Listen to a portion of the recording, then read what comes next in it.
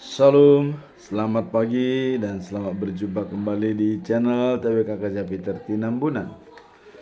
Firman Tuhan pada hari ini di hari yang ke-133, tanggal 13 Mei tahun 2025.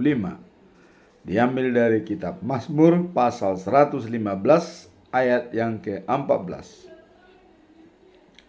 Anugerah Tuhan kepada umatnya. Itulah perikop pada hari ini. Sebagai nats adalah sebagai berikut. Kiranya Tuhan memberi pertambahan kepada kamu dan kepada anak-anakmu. Dalam kabar baik atau bahasa Indonesia sehari-hari dikatakan demikian. Semoga Tuhan menganugerahkan banyak anak kepada kamu dan keturunanmu. Itulah kabar baik. Dan dalam bahasa Batak Toba siganupari didok songonon. Sai dilehon Jahoba ma akada danak dihamu. Tuhamu dohot tuaka pinoparmuna. Itulah firman Tuhan pada hari ini. Kita mau lihat apa sebab keluar kata-kata seperti ini, bahwa Tuhan memberikan keturunan dan juga kepada anak-anak kita. Latar belakang daripada perikop ini adalah Allah mengasihi seluruh umat manusia berikut keturunannya. Jadi latar belakangnya karena Allah mengasihi seluruh umat manusia dan keturunannya, siapapun dia. Dan kasih itu tak terbatas hanya pada generasi tertentu, tapi juga pada generasi berikutnya sampai beribu-ribu generasi. Kita lihat generasi daripada Tuhan Yesus, dari Adam sampai Yesus itu generasi ke-60. Nah, mungkin saat ini sudah generasi kalau sampai ratusan generasi, bahkan mungkin ribuan. Nah, dalam hal inilah Allah tetap mengasihi dari generasi ke generasi. Ini menunjukkan bahwa anugerah Allah tidak hanya diberikan untuk satu generasi, tetapi juga melimpah kepada generasi selanjutnya. Jadi seberapapun generasi itu, berkatnya tetap diberikan. Dengan demikian jangan pernah ada khawatir dalam hidup kita, karena Tuhanlah yang memberi berkat kepada kita dan kepada keturunan kita. Jadi tidak terlampau galau kita memikirkan keturunan kita, karena Tuhan juga ikut campur tangan. Nah, juga melimpah kepada generasi selanjutnya.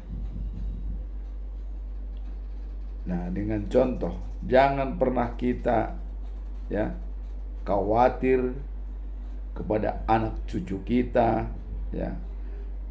apa makanan mereka, bagaimana tujuan hidupnya, terus bagaimana nanti nasib mereka. Jangan pernah kita khawatir seperti itu. Karena Tuhan memperhatikan mereka seperti kita. Jadi kalau Tuhan mengasihi kita, tentu generasi selanjutnya pun sama seperti kita. Apa yang kita rasakan, itu pun akan dirasakan oleh anak dan cucu-cucu kita. Kemudian setelah kita melihat latar belakang bahwa kasih Allah itu tak terbatas kepada generasi tertentu, tapi kepada semua orang, maka di sini tujuannya apa tujuan Tuhan memberi anugerah ya kepada generasi ke generasi selanjutnya? Apa tujuan utama daripada Tuhan? Ini menunjukkan kasih dan komitmennya yang tidak terbatas kepada umatnya. Dengan kata lain, berkat itu dimaksudkan untuk membangun hubungan yang erat antara Allah dengan manusia. Jadi dengan adanya pemberian berkah atau anugerah itu kepada generasi selanjutnya, itu untuk mempererat hubungan, supaya ingat kepada generasi selanjutnya bahwa mereka juga Tuhanlah yang memberikan terbaik bagi mereka. Jadi ini untuk mempererat hubungan antara Allah dengan manusia. Itulah tujuan utamanya. Kemudian berkat itu dimaksudkan untuk membangun hubungan yang erat antara Allah dan manusia, serta ya memastikan bahwa nilai-nilai dari kebenarannya diturunkan, dihayati oleh keturunan kita. Jadi nilai-nilai kebaikan itu diturunkan kepada generasi berikutnya. Itulah tujuan utama daripada adanya pemberian kepada generasi ke generasi, supaya mempererat hubungan antara Tuhan dengan manusia, bahwa Tuhan selalu mencintai dan mengasihi umatnya. Nah, kemudian dalam Ulangan pasal 7 ayat 9 dikatakan, ketahuilah ya bahwa Tuhan Allahmu dialah Allah yang setia, yang menepati janji dan perjanjian, dan kasih setianya kepada mereka yang mengasihi Dia dan memelihara perintah-perintahnya sampai kepada ribuan generasi.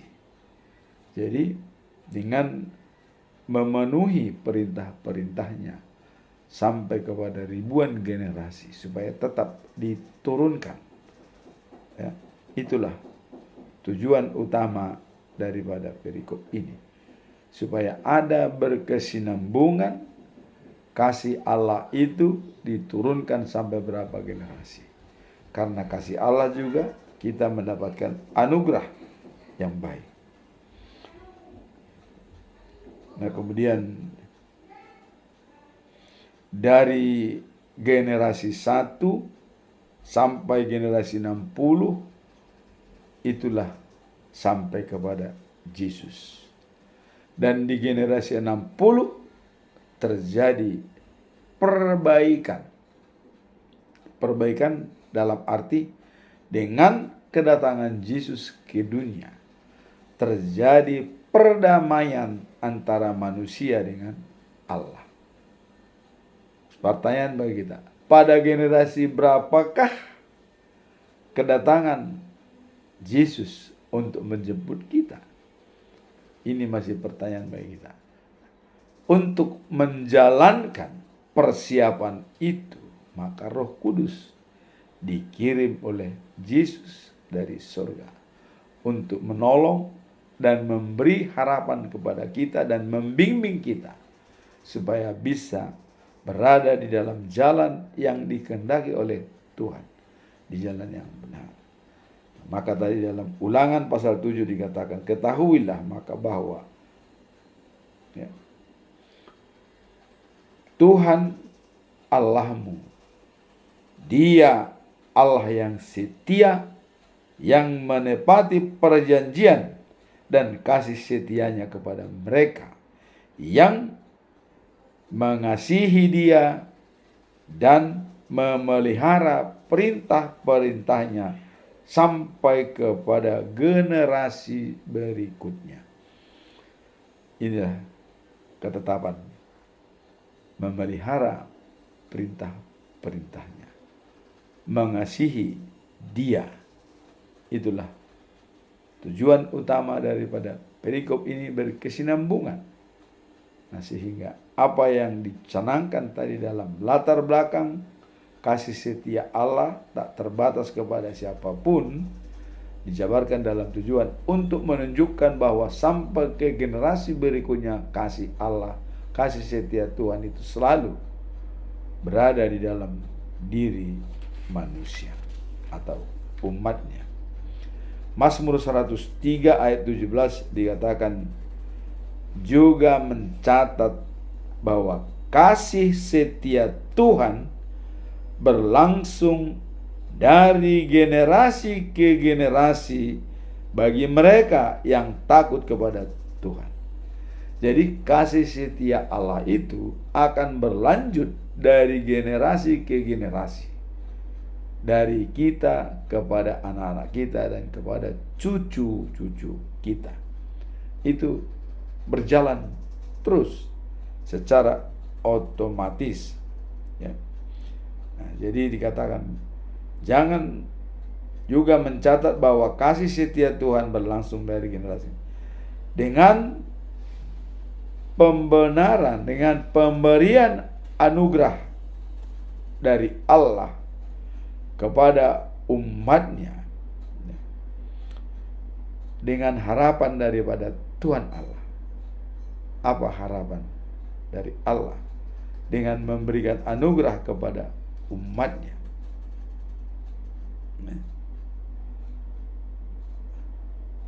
Harapan daripada Allah adalah agar umatnya dapat meneladani kasihnya dan memelihara ajarannya, sehingga kehidupan yang baik dan penuh berkat dapat terus berlangsung dalam setiap generasi.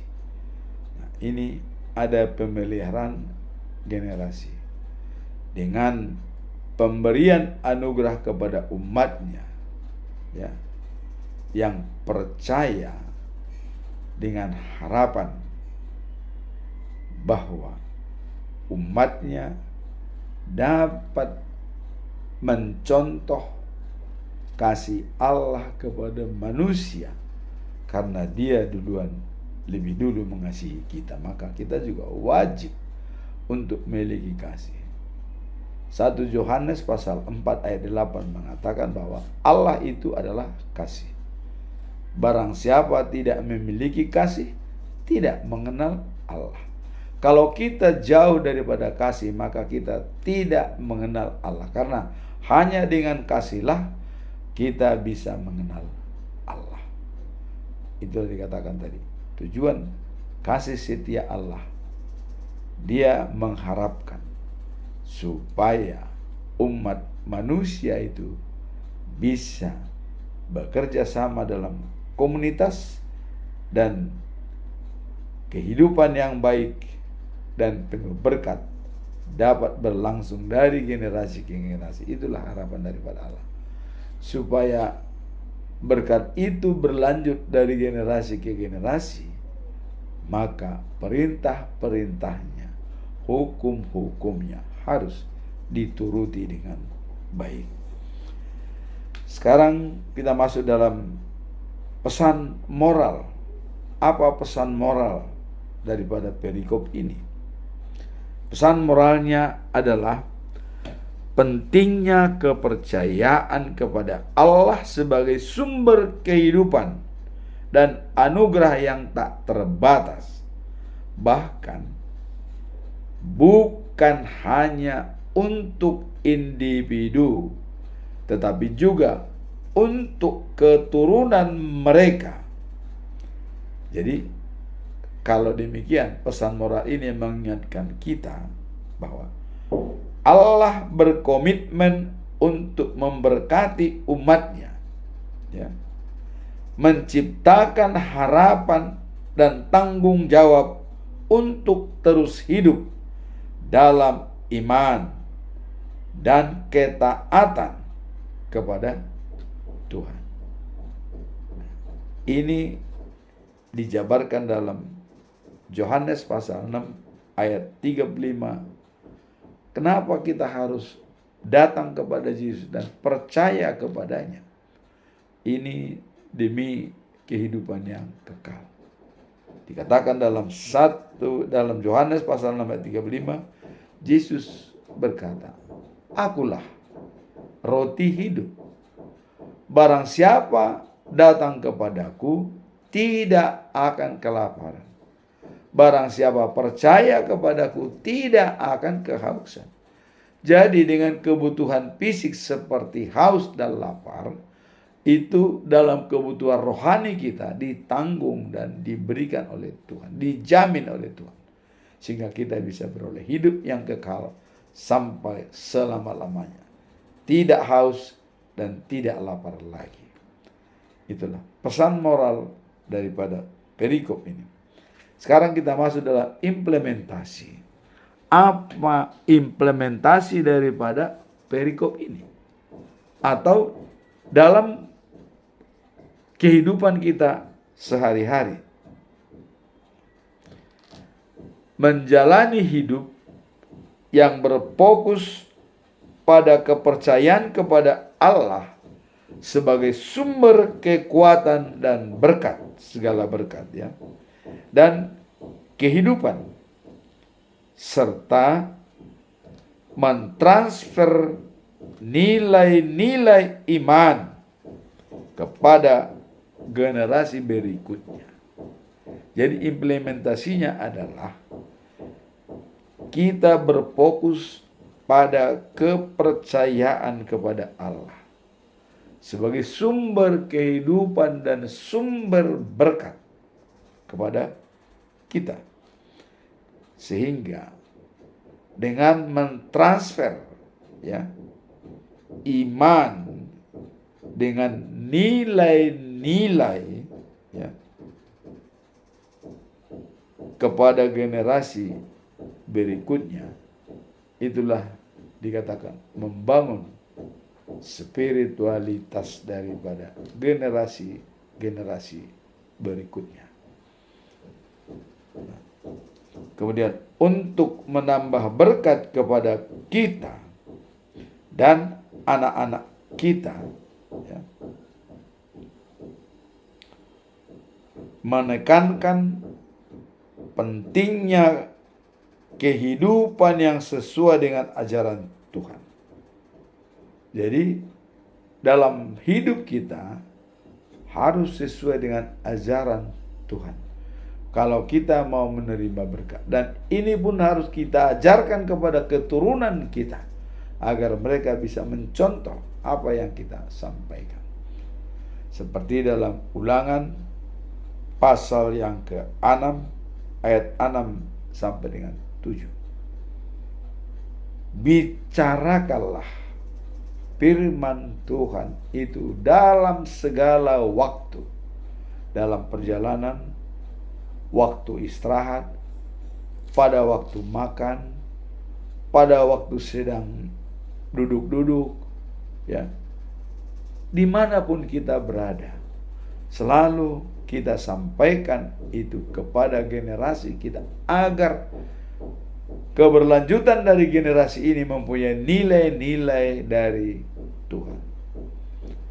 Dan yang paling utama untuk mewariskan generasi sebagai pedoman hidup kita adalah dengan pengakuan iman.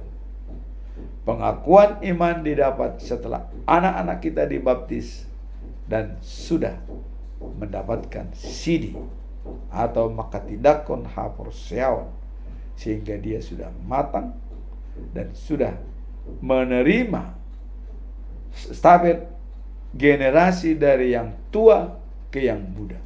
Itulah perpindahan generasi dengan adanya pendewasaan iman kepada anak-anak kita. Dan pada saat itulah dipatrikan sebuah ayat yang harus dipegang oleh generasi penerus. Dan ayat itu biasanya merupakan gambaran kehidupan kita, jaminan bagi kita untuk mengerjakan apa yang harus kita kerjakan. Dan itulah dimateraikan oleh Tuhan Allah pada saat kita pendewasaan iman. Jadi dalam implementasinya adalah selalu kita ajarkan kepada anak-anak kita pengakuan iman yang kuat. Dan juga dalam Ulangan pasal 6 ayat 6 sampai 7 bahwa mengajarkan, menyampaikan berita kebaikan Allah kepada anak-anak kita dalam situasi apapun, sulit, sukacita, waktu bekerja, waktu beristirahat, atau berjalan-jalan, itu harus mutlak kita sampaikan. Itulah fungsi daripada firman Tuhan hari ini, di mana anugerah Allah kepada umatnya tanpa terbatas dari generasi ke generasi. Sehingga dengan demikian, jangan khawatir tentang hidupmu dan hidup keturunanmu, karena Tuhan selalu beserta kita sejauh kita dengan iman yang kuat, iman percaya kepada Bapa, iman percaya kepada Yesus, dan percaya kepada Roh Kudus. Itu disimpulkan dalam satu kehidupan yang akan kita hadapi di masa yang akan datang. Dan adanya jaminan dari Tuhan bahwa dikatakan, "Sai burjuma horasi rasa mate dungilenok kumato tupal hanguluan parangehon mahatai aido hanguluan." Artinya, baik-baiklah kau ya selama hidupmu, karena Allah akan memberikan mahkota yang baik kepada kita. Maka dengan ajakan, semoga dalam perjalanan hidupmu selalu kamu berjalan dengan baik. Karena itulah kehidupan kita yang sebenarnya. Perlakuan baik kita, itulah kehidupan kita dalam life after life, the new of Jerusalem. Hidup setelah kehidupan sekarang di Yerusalem yang baru. Amin. Tuhan memberkati kita semua.